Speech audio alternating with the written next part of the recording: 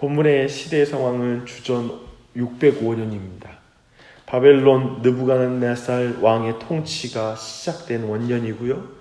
유다 왕 요호야김 4년째라고 그 시점을 명확히 하고 있습니다. 방금 우리가 전장에 봤던 24장의 환상이 597년에 주어진 말씀임을 생각할 때 이 말씀은 24장 이전에 주어진 그런 하나님의 말씀입니다. 이 말씀을 들을 청중은 예루살렘에 사는 유다 백성이라고 또한 말하고 있습니다. 예레미야는 요시야 13년부터 예언을 시작하여 예루살렘 유대인들에게 23년 동안 꾸준하게 말씀하셨다는 것을 강조합니다. 꾸준히라는 강조는 그 말씀을 듣고도 예루살렘 백성들이 꾸준히 불순종했다는 것을 대조하는 표현입니다. 또 4절 말씀도 동일한 내용을 반복하거든요. 그러므로 여호와께서 그의 모든 종 선지자들을 끊임없이 보냈으나 너희가 순종하지 아니하였으며 귀를 기울여 듣지도 아니하였도다. 여기에서는 모든 종 선지자들을 통해 끊임없이 말씀을 전했다는 것을 반복해서 강조를 합니다. 강조하고 또 강조하는 것이죠. 그럼에도 그 백성들은 또한 순종하지도 않았고 귀를 기울여 듣지도 않았다라는 표현으로 그 백성은 끊임없이 반복해서 계속 하나님의 말씀을 듣지 않았다는 걸 강조해서 표현합니다. 예레미야 선지자와 모든 선지자의 메시지는 항상 일관됐어요. 모든 악한 길과 악행을 버리고 돌아오라는 회개의 요청의 말씀이었습니다. 그 회개의 요청이 꾸준히 끊임없이 계속된 회개의 요청에 응답하여 돌아온다면 예루살렘 백성들은 그들의 땅에서 영원히 살게 될 것이라고 약속을 주어지는 그런 말씀이 전달되었습니다. 그러나 유다의 백성들은 우상숭배로부터 돌이키지 않았습니다. 회개의 요청에 귀를 기울여 듣지도 않았다라고 표현을 하고 있습니다. 우리식으로 말하면 귓등으로도 듣지 않았다라고 말할 수 있고요. 콧방귀도 뀌지 않았다라고 이렇게 말할 수도 있습니다. 하나님의 말씀을 철저하게 그 백성이 무시한 것입니다. 이런 행위를 하나님은 뭐라고 말하냐면 자해행위라고 말을 해요. 7절을 한번 보십시오. 너희가 내 말을 순종하지 아니하고 너희 손으로 만든 것으로 나의 노여움을 일으켜 스스로 해하였느니라. 여호와의 말씀이니라. 스스로 해했다.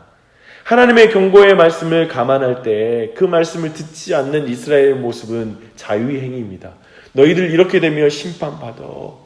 너희들 크게 다칠 거야 라는 말을 무시하는 말은 뭐냐면 그래요 내가 스스로 다칠게요 라는 말이죠. 그래서 그것이 자해 행위라는 것입니다. 그것은 하나님이 원하여 적극적으로 때리시는 심판이 아니에요.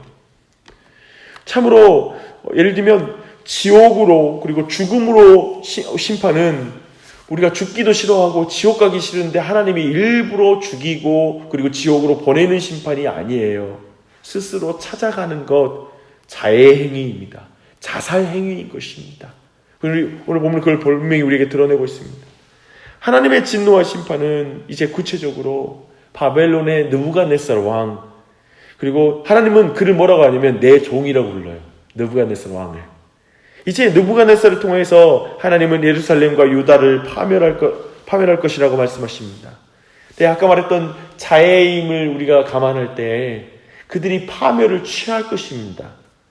그 파괴상은 참담할 거예요. 모든 즐거움과 기쁨의 소리가 더 이상 들리지 않게 될 것이고 결혼의 기쁨도 사라지게 될 것입니다. 잔치를 하기 위해서 맷돌을 돌리는 일도 그쳐지고 등불도 다 꺼지게 될 것이라고 말하고 있습니다. 생각해보면 예루살렘 백성들은 나름 자기들의 생각한 결론으로 우상을 섬겼을 것입니다. 그것이 나를 더욱더 즐겁게 해줄 거야. 우리 가족을 더욱 번영하게 해줄 거야. 우리를 더욱더 기쁨의 옷으로 입혀줄 것이야 라고 확신하고 생각하고 꾀를 부려 살아요. 저는 항상 예전부터 그런 생각이 들었어요. 길거리를 걷다가 서울에서 예를 들면 사람이 많이 걸어가는 그 사람들을 보면서 저 사람들도 다 자기의 깊은 생각을 가지고 인생을 결정하고 살 텐데 라는 그런 생각을 어렸을 때부터 많이 했습니다. 사람들은 스스로 생각하고 최고로 행복하려고 열심히 살고 있습니다. 결혼하고 잔치했습니다. 그러나 그들은 하나님께 돌아오지 않으므로 그 모든 것으로부터, 그 모든 기쁨으로부터 자신이 이뤄진 자가 될 것입니다. 스스로 그 모든 것을 잃어버리게 될 것입니다. 참 비참한 일이 다가오는 것입니다.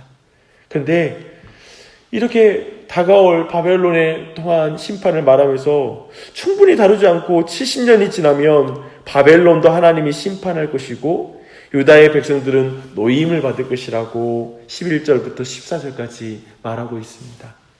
이것은 주전 539년에 바벨론이 페르시아의 고레스 왕에게 멸망당하게 될 거라는 걸 예언하고 있는 것입니다. 유다의 백성들은 고레스 원년에 예루살렘으로 이제 돌아오게 될 것입니다. 그래서 저는 이 부분이 좀 문맥을 볼 때 잘 안 맞는 느낌이 드는 거예요. 설명드릴게요. 제가 보기에 지금 느부갓네살을 통해서 불순종하는 이스라엘 백성들을 매로 때리실 거라고 말씀하신 거잖아요. 충분히 때리지도 않고 벌써 용서해 줄 것을 미리 말하는 것처럼 보이는 거예요. 제 눈에. 왠지 잘못한 줄도 모르고 지금 완고한 아이에게 내가 4대만 때리고 나서 다 용서해 줄게 라고 말씀하시는 것 같아요. 예를 들면 미리 용서를 말해주면 그 완고한 아이가 어떻게 반성을 하겠습니까? 그렇지 않아요? 제게는 바벨론을 통한 심판을 잠깐 말하고 70년 후에 회복을 말하는 게 그렇게 느껴집니다. 사람마다 다르겠지만 제게는 심판을 충분히 다루지 않고 회복에 대해서 하나님이 빨리 말해주시는 것 같아요. 잠깐 심판도 말해주지만 금방 70년 후에 좋아질 거야. 다시 이 땅에 돌아올 거야 라고 말씀하십니다. 왜 그런 것일까요? 한 가지만 우리가 확인한다면 하나님은 심판을 즐거워하시는 분이 아니십니다. 그리고 회복을 기뻐하시는 분이십니다. 하나님은 심판보다는 회복을 빨리 말씀하고 싶어 하시는 것 같아요. 하나님은 매를 때리실 때 오해받는 걸 싫어하시는 것 같아요. 이런 오해예요. 하나님이 나를 버리실 거야. 하나님은 우리를 미워하시는 게 틀림없어 라는 걸 싫어하시는 것 같아요. 그래서 매 때리기 전에 나 4대 때리고 너 용서할 거야. 내가 너 4대만 때리고 다시 돌이키게 할 거야. 이렇게 말씀해 주시는 것입니다. 그래서 빨리 징계와 연단 이후에 정금과 같이 너를 회복시키는 것이 하나님의 본심이라는 것을 이렇게 드러내는 마음이 이 말씀 안에 있다고 믿습니다. 미리 계획을 말함으로 앞으로 닥칠 심판의 사건 앞에 오해하지 마. 그건 징계야. 연단이야. 너를 영원한 심판 중에 두지 않는 거야. 라는 그 회복을 위한 징계야. 라는 것을 먼저 말씀해 주시는 것입니다. 하나님께서는 이어서 이제 에레미야에게 하나님의 진노의 술잔을 상징적으로 보여주면서 하나님이 보내시는 모든 나라로 하여금 이걸 마시게 하라고 말하고 있습니다. 그 잔을 마실 나라들의 목록을 유다로 시작해서 바벨론에 이르기까지, 뒤에 나오는 세삭이라는 말이 바벨론입니다. 세상에 이르기까지 고대 군동 유다 주변의 모든 나라도 이 잔을 마셔야 된다고 말합니다. 하나님의 심판에서 벗어날 수 있는 나라는 하나도 없다라는 것을 강조해 말하는 것입니다. 어느 나라도 하나님께서 주시는 진노의 잔을 거절할 수 없다라고 28절 말하고 있습니다. 만군의 여호와의 말씀과 정하신 뜻을 거절할 수 있는 존재는 아무도 없다라는 것입니다. 하나님께서 친히 자기 백성을 심판하시기로 작정하셨다면 어느 민족, 어느 나라가 과연 그 심판 앞에서 죄될 수 있겠느냐라는 게 29절 오늘 본문의 마지막 말씀입니다. 이것을 통해서도 하나님이 지금 예루살렘 백성들에게 분명하게 말해주고 싶은 게 있어요. 너희들을 심판하는 바벨론이 영원하지 않을 것이다. 그들이 영원히 너희를 지배하지 않을 것이다. 70년 후에 저 바벨론이 무너진다는 게 믿어지지 않느냐? 아니, 그들이 70년 후에 너희들은 다시 이 땅에 돌아오게 될 것이다. 그들은 내가 정한 시간에 내 도구와 내 종이 되어 너희를 징계하는 회초리에 지나지 않는다. 70년이 지나면 그들도 내 진노의 회초리를 피할 수 없을 것이다. 나는 역사의 주인이고 내가 정한 시간 속에 모든 일을 일으키고 또한 쇠하게 하는 하나님이다. 너희는 70년 후에 회복될 거야. 지금 70년 후에 회복될 거야 라는 걸 강조하기에 어쩌면 이 말씀을 계속해서 이어서 말씀하고 있는 것입니다.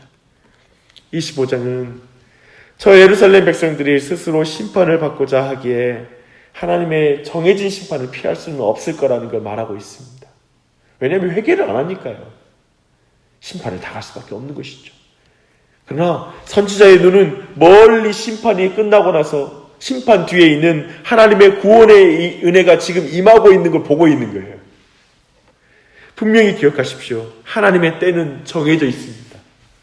하나님의 백성들은 하나님의 때가 있음을 믿고 살아야 하는 줄 믿습니다. 그것은 우연이 아니라 하나님이 정하신 때예요. 아무리 어려운 연단도 영원히 계속되지 않으며 하나님의 뜻이 반드시 이루어진다는 것이 애성도의 믿음인 것입니다. 우리도 동일하지요. 특별히 다니엘은 말씀을 묵상하다가 오늘 이 본문을 발견하고는 감동하여 하나님께 무릎을 꿇었어요. 그리고 그는 정하신 때는 비록 70년일지라도 그는 그 말씀 앞에서 자신들이 회개하지 않고는 70년이 찰 수가 없다는 걸 알아요. 그래서 그는 회개의 기도를 드립니다. 하나님의 때가 있다는 사실과 그 때가 하나님이 정하신 때라는 것을 아는 성도는 하나님께 무릎을 꿇으면서 소망하는 것이 바로 신자의 바른 태도인 것입니다. 그는 참으로 회개하면서 하나님의 때를 기다릴 줄 아는 그런 사람이었습니다. 우리에게도 동일한 줄 믿습니다. 개인이든 한국교회든 우리 교회는, 우리 시대는 참으로 하나님의 징계와 연단을 받고 있는 시대라고 볼 수 있습니다. 우리 개인적으로도 어떠한 연단과 징계를 받고 있을 것입니다.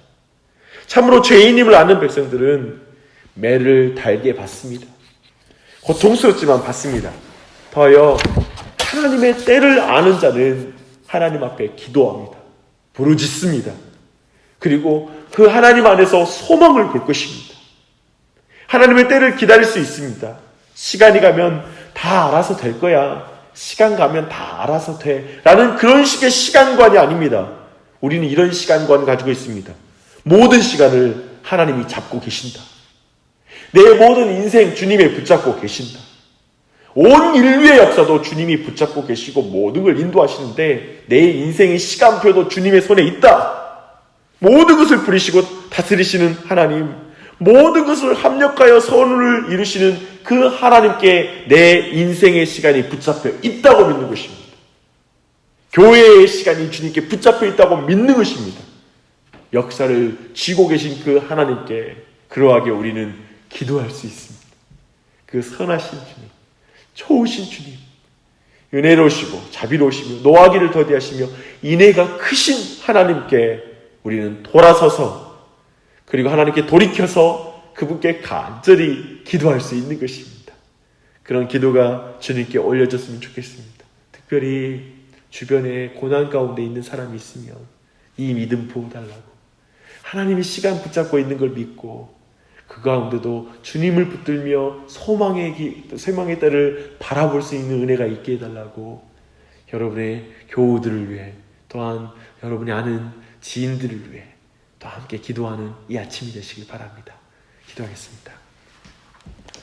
하나님 아버지, 이 아침에도 우리를 불러주셔서 예레미야 25장 말씀을 통하여 하나님의 말씀을 깨닫게 해주시고 알게 해주시니 감사합니다. 하나님, 모든 것이 정한 때가 있으며 그 모든 때는 하나님의 손에 있음을 믿습니다.